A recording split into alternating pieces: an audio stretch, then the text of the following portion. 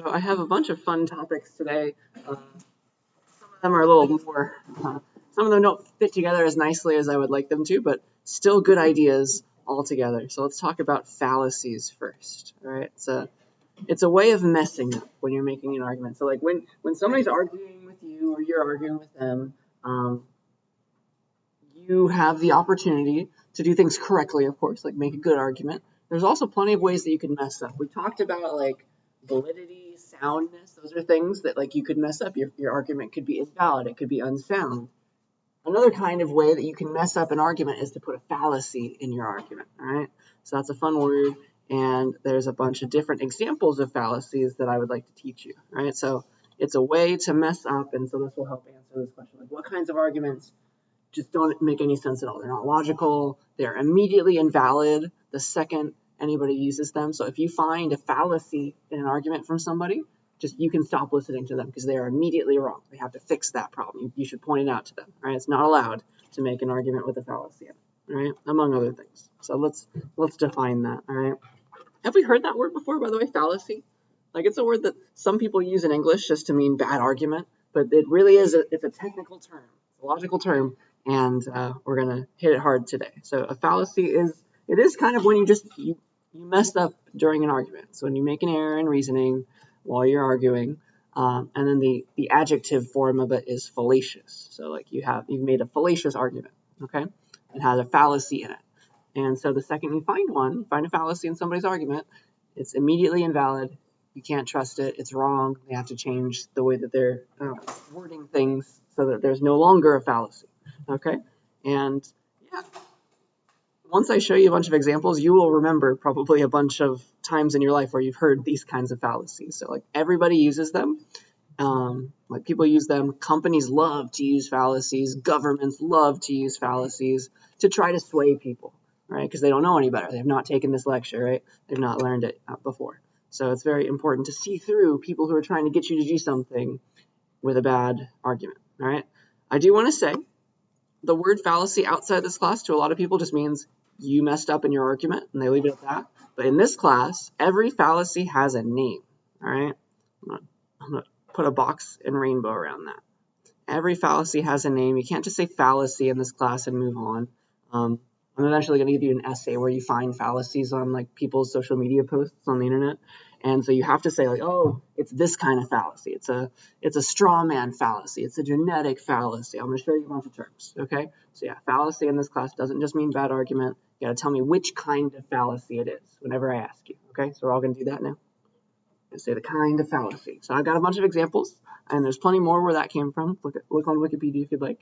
But I think it's fun because we're going to bash down people's arguments, right? So the first kind of fallacy I want to teach you is called false dilemma. All right, there's a bunch of different competing names for this fallacy. Some people call it false dichotomy. Some people call it the black and white fallacy, because things aren't just black and white. And let's break it down. All right, so in a false dilemma fallacy, somebody's arguing and like alluding to the fact that there are only two possibilities. There's this thing or this thing, and that's all you get. But really, there's at least three. There's really more than that secretly. Right? They're trying to claim that there are only two possibilities. That things are black and white, when really there's some gray, right? So they're saying like X or Y, you get X or Y, pick one, when really there's like something, there's a Z over there. All right, that's what the black and white fallacy is all about, false dilemma fallacy. Here are some examples. The first one I made up, the other one I stole from the internet. So this one, this is a false dilemma fallacy. There are only two kinds of people in this world: people who love Phoebe Bridgers and people who hate music. Have you heard somebody make an argument like that before? Either this or this. Obviously, there's people who are just like not acquainted with her music. Probably, I don't know. There's always a third option. All right, the world is not black and white. There's some gray. And here's an example I stole from the internet. Like, Stacy spoke out against socialism, so she must be a fascist. No, there's plenty of other places to be on the political spectrum, right? It's not black or white. There's some gray in there. Like, so here's like an old politics is a great place to find this, of course. Like here's an old campaign pin, like USA, love it or leave it. Like you have those two options. When in reality, there's the third option of like, okay, stay here and fix it, make the country better. Yeah, does that make sense to us? That is immediately when you see a black and white fallacy, when you see a false dilemma fallacy, immediately the argument's wrong. You gotta tell the person about it and tell them to like fix it. Or if you notice yourself doing that, you gotta fix it because that's wrong to say it like that. I hope you see why it's not correct. Okay? So that's called the false dilemma, false dichotomy fallacy. Does it make sense to us? See why it's not correct to make that kind of argument? So yeah, I got a bunch of examples like that. They all have names. Every fallacy has a name, right? We're going to learn to analyze them. So here, the next one's called ad populum.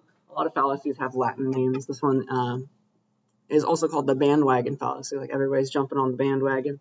That's a fallacy. Ad populum is Latin for to the populace, or to the people, to the popularity. So that word has a bunch of meanings in Latin. But it's just, when you have this fallacy, it's like somebody's trying to go along with stuff that other people like. It's like assuming something's true or nice just because a bunch of other people on the bandwagon agree with it. All right, so just because other people like it, agree with it, then therefore it must be good. Okay, and so it's like this. You've got the populace, a bunch of people. They're like, I use thing X. I like thing X, thing X, thing X, thing X, and then the the issue is like the ad populum fallacy is like noticing all these people liking X and then deciding that, oh yeah, X must be good. When in reality, just all those people could be wrong. Right? So yeah, you see this a lot in advertisements. So like, drink Gatorade because that's what all the professional athletes use to stay hydrated. Yeah. When in reality, maybe they're just drinking water out of their Gatorade bottle.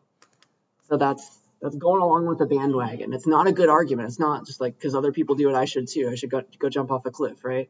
That's the ad populum fallacy. Does that make sense? It's not correct. You need a better argument than that, all right? So plenty of other examples, like, oh, maybe I believe this one, but I really shouldn't. Jimi Hendrix, he played Fender Stratocasters, so I need one too, right? I have to have one because that's what all the good guitar players own. There's plenty of other options, right? Going along with a bandwagon, ad populum fallacy. So hopefully you can pick this out.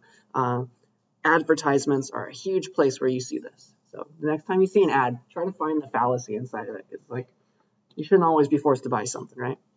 And then ad populum is also how a lot of bad beliefs get perpetuated over time. So like, my parents think this, they raised me to believe this or think this way, so I better, like, that must be the right way to go. That must be the right approach to life, etc.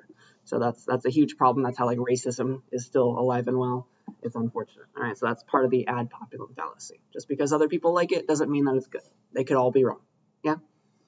So yeah, I hope this is making sense. You can see like you've probably experienced these before. You've seen these in somebody's arguments, in advertisements, but now you know that they have names. These ideas of being wrong. All right. So just shout out, comment if you have any.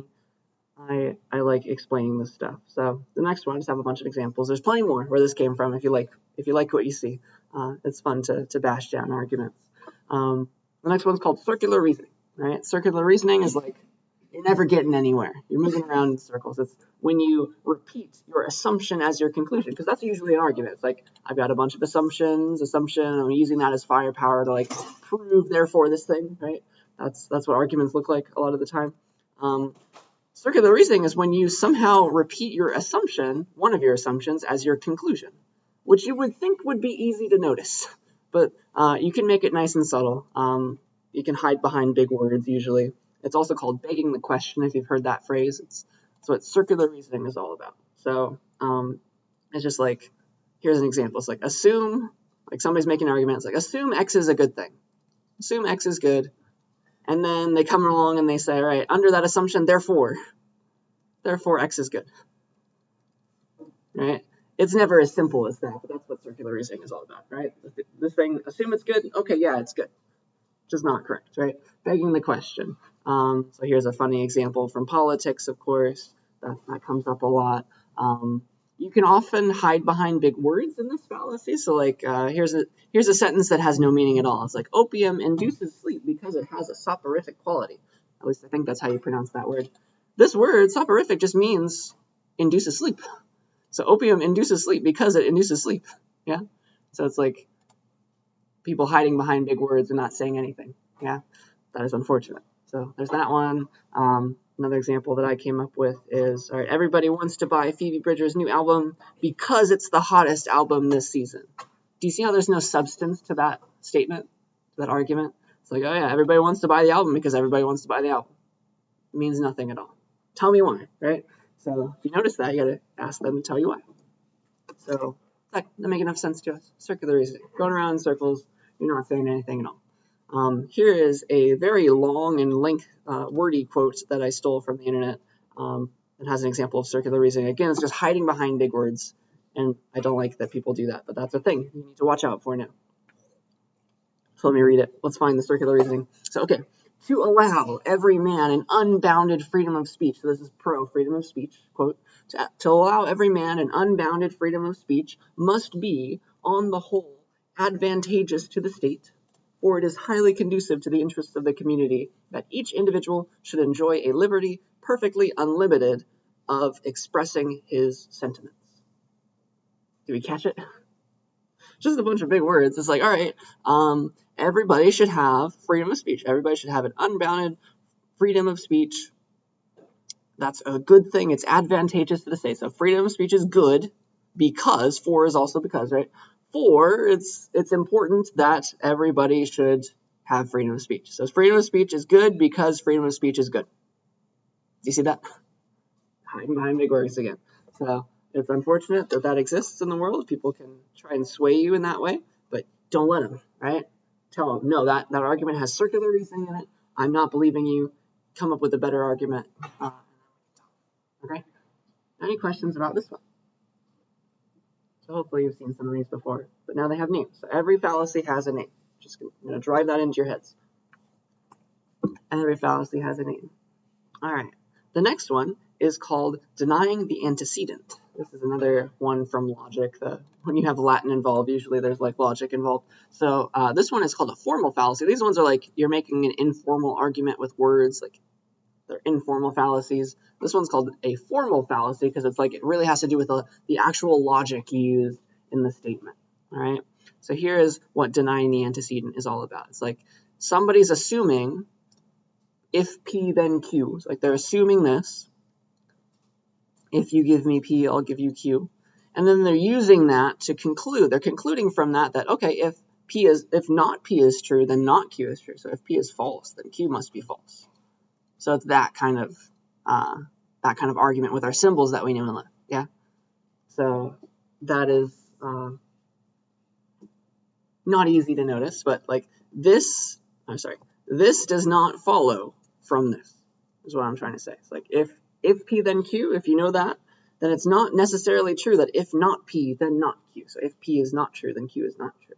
All right, so it's a bunch of symbols, but here's an example with words. So here's two assumptions and a conclusion.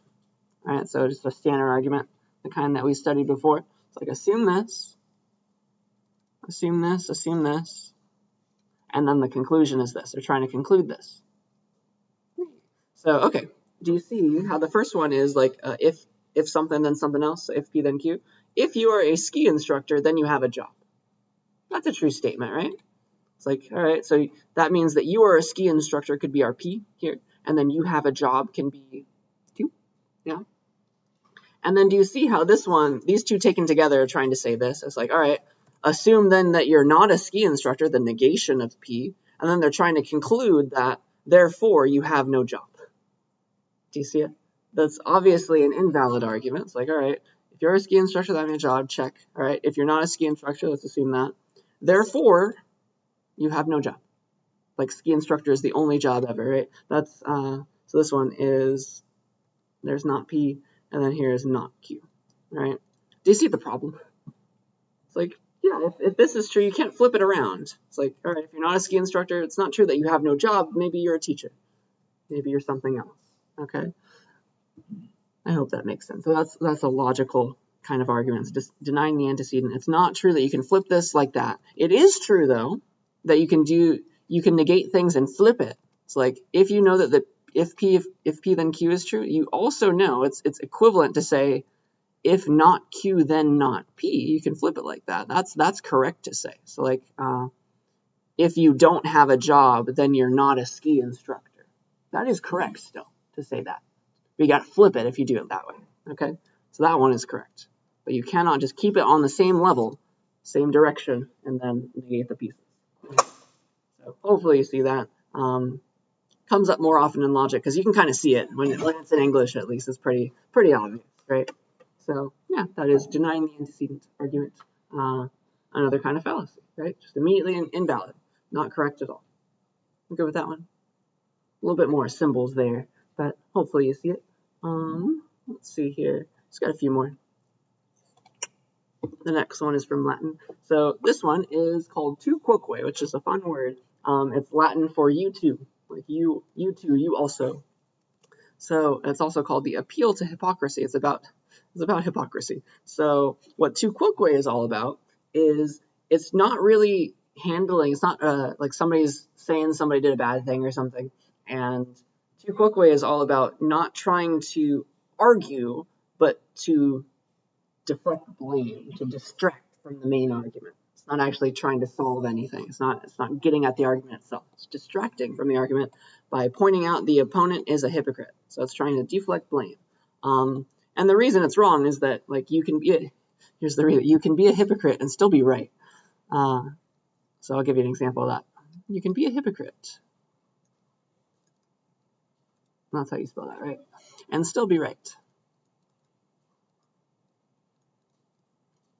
These are so fun to explain. So, just like let's pick like a country that we're not very good friends with usually. So like the U.S., let's say, criticized Russia for insert blank here, right? So when that happens, sometimes Russia like fights back at us, and they're like, we tell them they did something bad, and then they come back at us and they're like, you know what? Do you remember the 1960s U.S.? Do you remember all the bad things you did in South America, U.S.? Like all that stuff. They're trying to deflect blame. It's like, sure, yeah, maybe we've learned from our mistakes, though. Do you see the problem? It's like they're coming back and telling us all the bad things that we did, but maybe we've learned from them, right? We can be a hypocrite and still be right. Yes, that's what tu quoque is all about. Okay, so yeah, that's plenty of examples there, like with countries and politics, like that one. So feel free to read these if you would like, but it's all about like you're not trying to solve the thing. You're not trying to argue back. You're trying to just like hide and not actually attack the real problem. You're deflecting blame. Okay? That is tu quoque. It's just like you too. You did it too, but maybe the person learned better and now they're trying to make sure that you don't fall down that same rabbit hole. Okay? So that's that one. We still good? Just got a bunch of examples today. Maybe like when you were arguing with a sibling once upon a time, maybe you've experienced that. All right. So the next one, this one's a little hard to explain. I need a lot of words. It's called the genetic fallacy. It has to do with like the genetics of an argument, the origins, like its grandfathers or something. It's here. Let's try to explain it the best I can. This is the one I understand the least, honestly. It's when you have an argument and you are like you're basing it on just the history of something, just like the origins of where like something came from, or the source, who provided the information, when that is not at all relevant. All right, so yeah, that's a thing. So here's a good example. That's like the information is not relevant. A good example is like not trusting one news company to tell you that to tell you anything. Like, I don't trust that news corporation because they're owned by somebody, and I can't trust what they say. When in reality, maybe they're actually reporting real things for once. Okay, so yeah, that's what the genetic fallacy is all about. Just like using the origins, the source of information, and just like immediately bashing it down because of the source, because of the origin of something. Right? So yeah, it's like it has to do with the past of certain things as well. So like here's a silly example. Like something once upon a time used to be bad. Like the origins of the thing were bad, but now like we live in a completely new era, and like the old origins have nothing to do with the current way that something's viewed. So here's an example I stole from the internet. Like this has a genetic fallacy in it. Like, you're not going to wear a wedding ring, are you? Don't you know that the wedding ring originally symbolized ankle chains worn by women to prevent them from running away from their husbands? I would not have thought you would be a party to such a sexist practice. I honestly don't know if that's true. Is that true? Like, I didn't actually know that. Maybe they're making it up. I'm not sure. But even if it is true, that has no, like, importance anymore, right? Because a wedding ring does not symbolize any of that. It symbolizes the love that two people have for each other, yes? There's nothing to do with the past, if that even is true, yes? So they're trying to make an argument based on the origins of something when those origins are no longer applicable. Yeah, something like that. So there's that one. And then this comes up in politics a lot. It's like, all right, this news story about the Purple Party candidate must be fake since it was made by XYZ News. The story was written by them. And we know that news company is owned by somebody who hates the Purple Party. So I cannot trust anything they say about the Purple Party. When in reality, maybe this is just like they got the first scoop on something that's actually coming out. And it's true. You can trust it, right?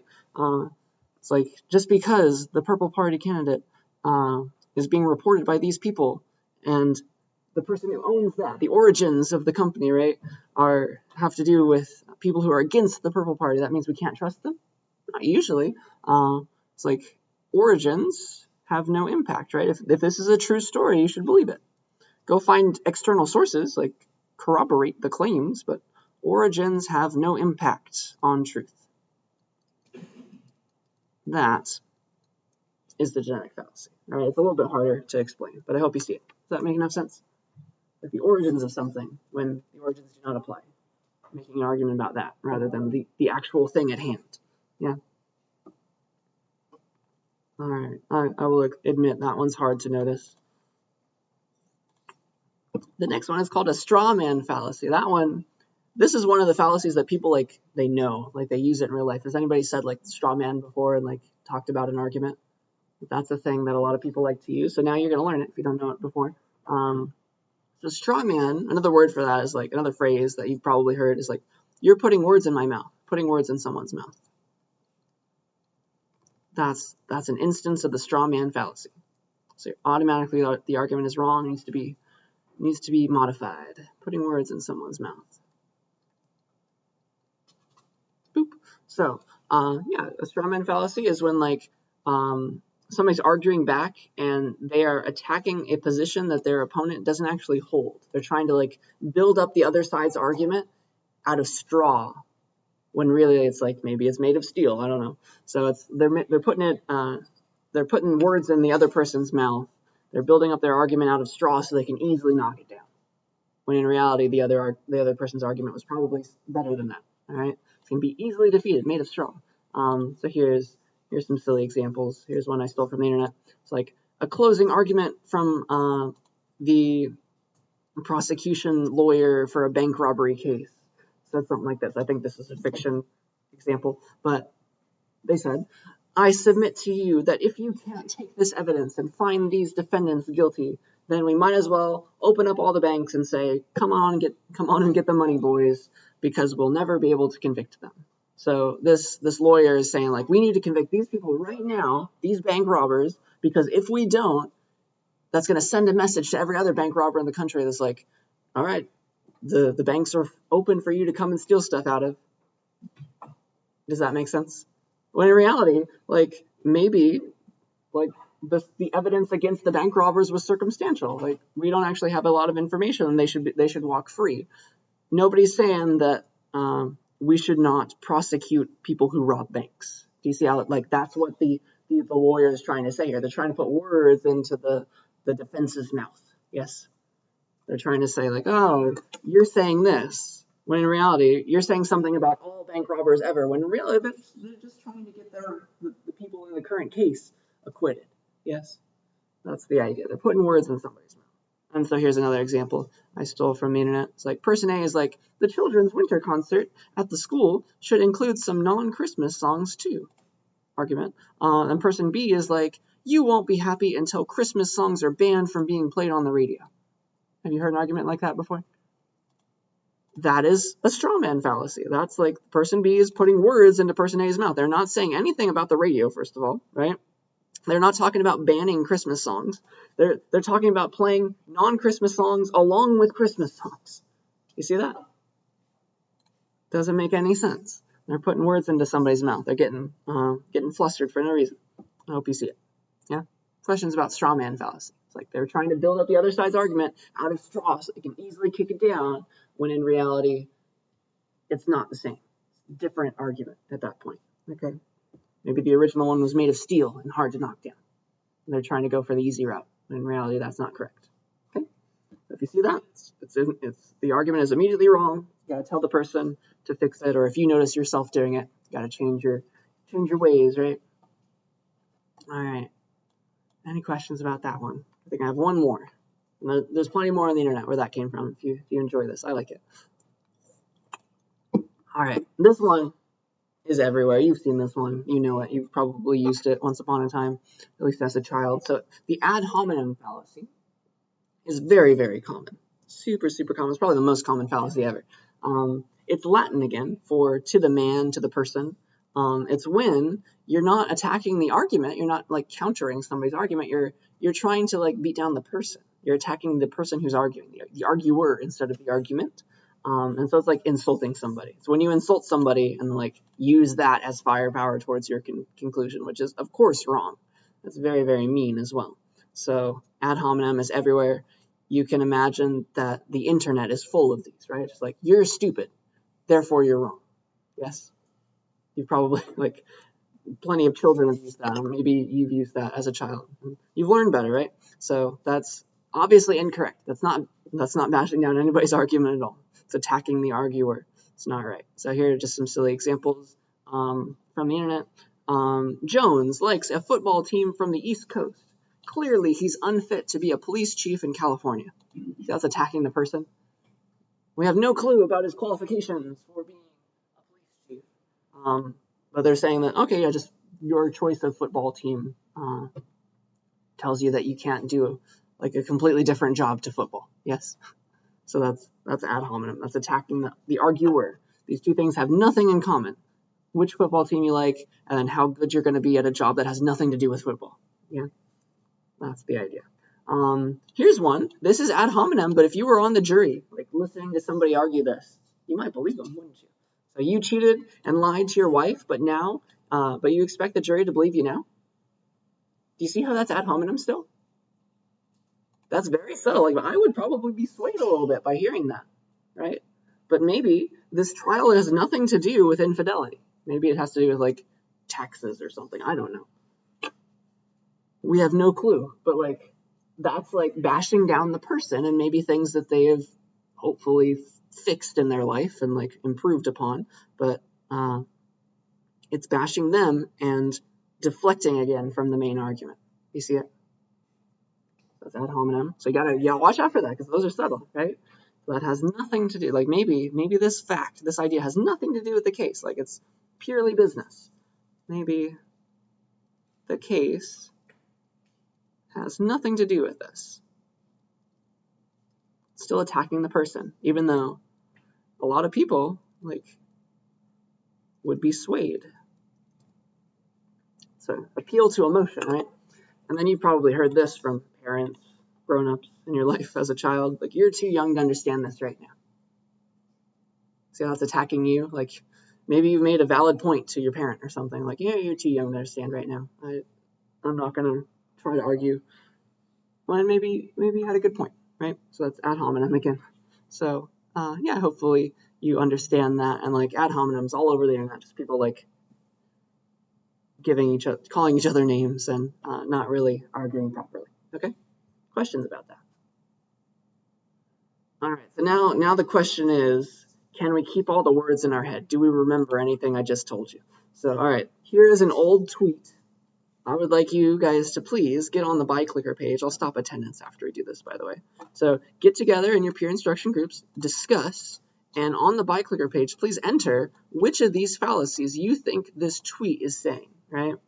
So read the tweet and try to figure out the fallacy in it. Can we all read it? Let me read it out loud just once. Like, it's got a picture of stuff.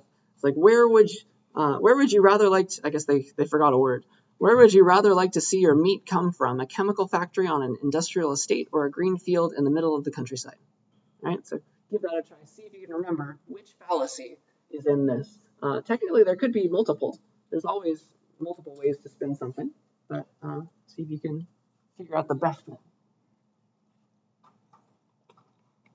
Watch out.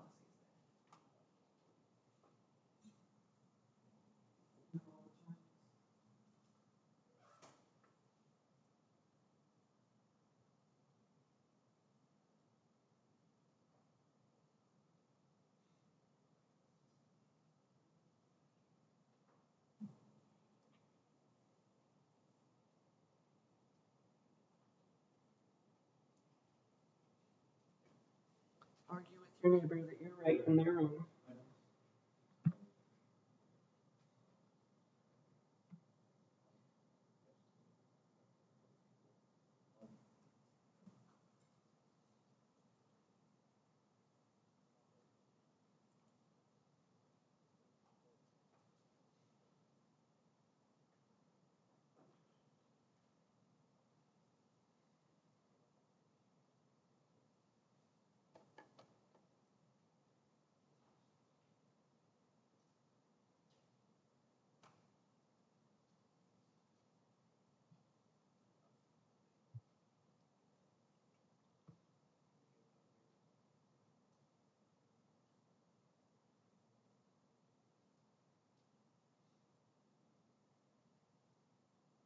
All right, most of them are in there. Right now, I'll give you another 15 seconds to make your guess, make your best guess, or get the right answer in, the one you came up with.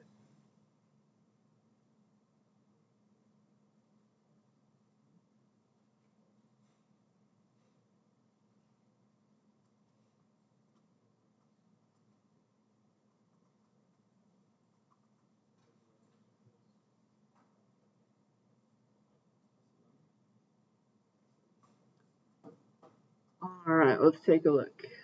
Let's take a look and see. Next. Ooh, let's see. Is there a majority? 17, 6 out of 17 think D. It's not a majority, but the most of us think that the answer is D. Let's take a look. I would say, yeah, I think D would be the answer that I would choose. Let's see here. Somebody who picked D. Why was this one the one that made the most sense to you?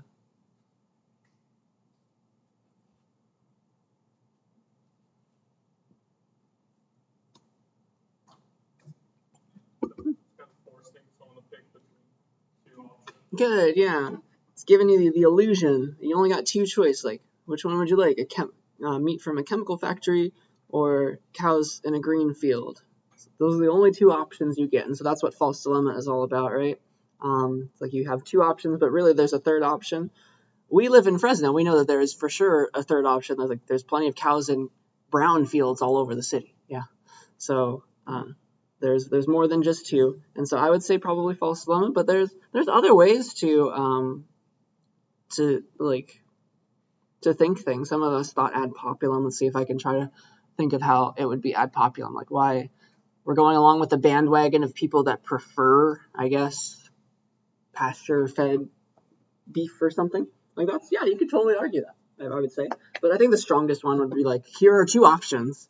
I think that false dilemma would be probably the one that I picked. But you could argue any of these with enough force, I would say. But I think false dilemma is probably the best example. Okay, questions about that? Does that make sense? Nice. So, okay, I have one more. One more. Here is here's another quote from, like, here's politics. This was a post back during the COVID era. And so, like, when Biden was still president, he was like, all right, everybody, it's time to get your vaccination. Do it now. And he's like, get your shot today. There's no time to waste. Nationwide, cases are rising. This is for COVID, right? Back in the day when cases were still rising. Nationwide, cases are rising, especially among the unvaccinated. All right, so there's your quote. And then the argument against that, so this person on Facebook, we don't want to say their name, was like, BS, even the vaccinated are getting COVID right now. Okay? So this is an argument against this quote. And so there is a fallacy in this comment. Which one? See if you can find it. Did I start it already? Yeah. So I could give this a try. See if you can pick it apart and see which one it is. There may be multiple options that are good. Why is that not a good counter argument? Where's the fallacy?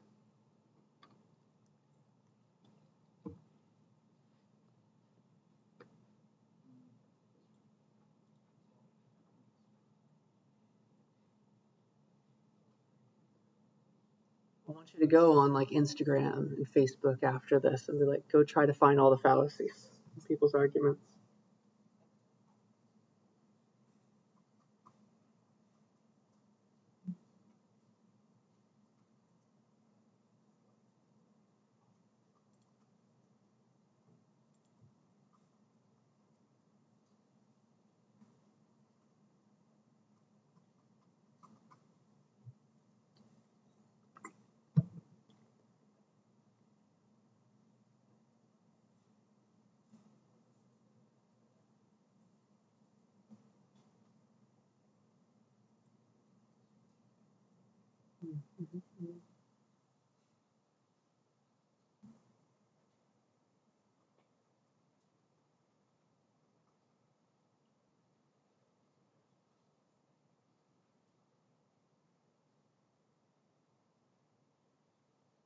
All right, another 30 seconds.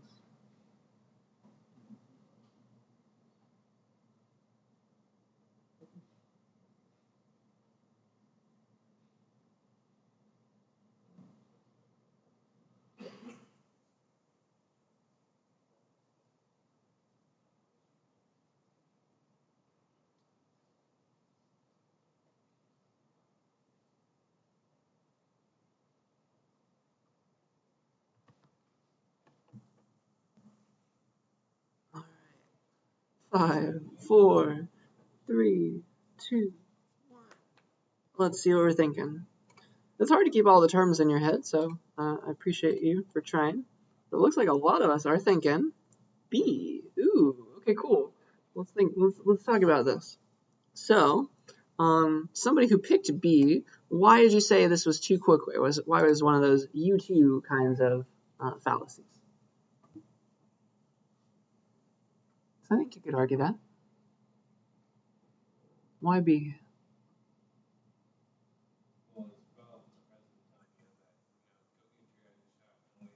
Hmm.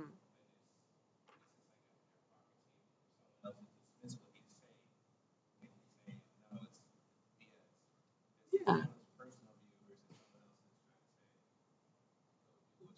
Yeah, so you too. You're getting COVID too. Like, what's the point of listening to you? Something like that. So yeah, I think you could totally argue that. I think though, I don't know who. Did anybody pick it? I think that there is a very strong case for this being a straw man fallacy. And I would probably say that that's the one I would choose here. Because I think this is putting words in the president's mouth. If you read it the way that I'm reading it. So it's like Biden was saying, get your shot, there's no time to waste, nationwide cases are rising, especially, that word is key right there, especially among the unvaccinated. And then this dude's like, you know, I don't trust you. Even the vaccinated are getting COVID. But do you see how that's not what he's saying? The word especially here is implying that he understands, right? The president understood that people are still getting COVID when they get the vaccine, just like the whole point of getting the vaccine was to not get a horrible case of COVID. Yes, you still are going to get it probably, but you have an easier life when you get it. Yeah, absolutely. And so you can argue that these. I think that straw man probably the one that I would argue if like I was giving an essay on this. But too quick wait, you can go at it from that route as well, and maybe like talk about all the ones that apply. There's multiple fallacies that can apply to a single argument. Yeah, that's a great point.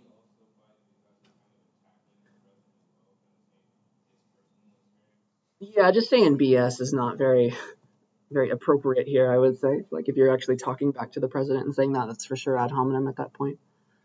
Yeah, but like I guess if that part wasn't there, I would say that it's probably not ad hominem at that point. Just the fact that that was there, though. Yeah. So I would probably pick C.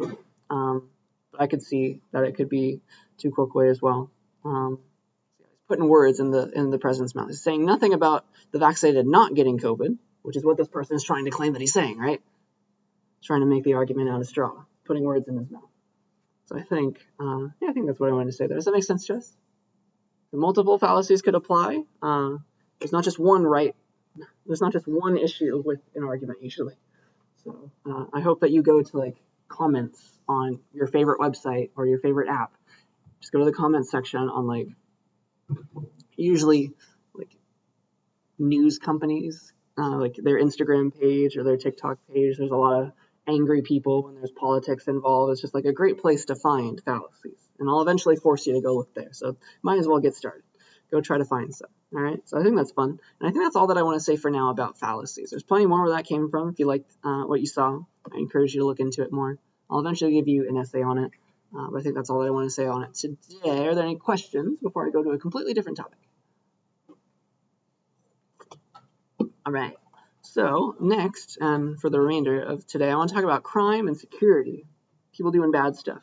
So let's talk about technology again. Let's take this back to computer science. Like what kinds of bad things have happened thanks to technology? Like we love technology. I'm biased as a computer science teacher. Like what some things are not good thanks to technology and how it's advancing. And then like, all right, because of that, how can we stay secure on the internet and on our phones in day-to-day life? So we'll think about it digitally, at least. I did not claim to teach you how to defend yourself, so physically. So let's talk about hacking. All right, that's a word. Hacking, if we didn't know, it used to mean something good. It used to be a positive term. It used to be a good thing. Like it just meant that if you were somebody told you that like you're a hacker, then they're like, all right, that just meant that the person was good with computers. Obviously, it doesn't mean that anymore, but we still, in computer science lingo at least, we say the word hack to mean something different. We mean something good based on that. Still means like, oh, this the class website was hacked together in 2 weeks last summer. Like just like to say something like that. This is a hack. It's like you got something that's like made of duct tape and it still works. Kind of like that's a different word that people like to use. So that's the thing. So yeah, hacking used to mean something good, but now it means something bad because bad things started happening, right, by people who were good with computers. So people started to cause damage because we started to connect computers together, right? That was the problem. Now on your computer, you can like send a virus to somebody. So the very start of people trying to like take advantage of interconnected devices were the phone phreakers in the 70s. They spelled it in a weird way. Phreaking is what they called it. And so what they did is they made a little device that faked a tone on telephones. So tones did something like you send a certain tone through the telephone wires, it would cause like the AT&T box at the other end to like think something and do something. And they used it in the context of payphones. Do you all know what a payphone is, by the way? I know they don't really exist anymore. It's like a phone that you used to put like quarters into and like make calls. So it's a little box, right? A box with a phone on it. And phones used to look like that, right? On a pole, and then it was connected to like the telephone wires because everything was wired and not wireless back in the day. So what they did, the phone phreakers, is they made some devices that would fake the tone of you putting like a coin in to the machine. And so it thought, because that's what it did, like when you put a coin into the machine, like it sent a signal that way, like and all it could send was noise. It sent a certain noise that way, and it thought that you put a quarter in or something. And so that's how they could make long distance calls. There's a fun story of like one of them pretending that they like calling the Vatican and pretending that they're one of the president at the time's like advisors or something. And they got to the person right before the Pope. They were trying to call the Pope from a payphone and they almost got to him, which was funny. So fun stories there. And it was mostly innocuous. They're just trying to see what they could do as far as they could get. They're not trying to cause any harm. But eventually, like when computers got to be connected together, they started to cause some harm. Like people started making viruses and worms, and I should probably define both of those because they mean slightly different things. Like virus is like when you make a program that's bad, and a virus needs to be downloaded though. Like you have to mess up somehow to get a virus. So like you downloaded something shady, and it has to be activated. So like you double clicked on this bad thing that you thought was like a movie or something. All right. So that's what a virus is. A worm is completely different. So a worm is a bad program that you don't need to double click on it. You don't need to download it. It's able to self-replicate and self-activate. Like it can wake itself up. And so if you just have a bug in a program somewhere, like it can be activated by a worm, which is unfortunate. That's more shady. And yeah, just the fact that we have the internet connecting computers together across originally telephone lines, let all this bad stuff spread and let people from somewhere connect to somewhere else and mess with the stuff over there. Right? But yeah, still, hacking is not all bad. Like, you can be a good hacker. Like, you can still learn how to hack, and like companies hire hackers who are like, they're white hat hackers, we say, to like go and test their stuff so that the bad people, the bad hackers, can't break it. That's what they do. Right? So companies are still hiring hackers just to do good things now. There's that. And then now, like, everything's everywhere. You got databases, everything is virtual. Like, it's very easy to steal stuff. Steal information, steal credit card numbers, stuff like that. So that's where we are today. So let's talk about some examples. This one's from your book. This is a worm. It's called Stuxnet. It came out a while ago. It's a very interesting worm. It doesn't really exist in the wild anymore, but what it did was it targeted a specific kind of control system that controlled heavy machinery that was used to enrich uranium. All right, so stuff that would be at a nuclear power station, and it only found its way, like it probably found its way to a bunch of computers, but it didn't activate unless it knew that it was in the right spot, that it was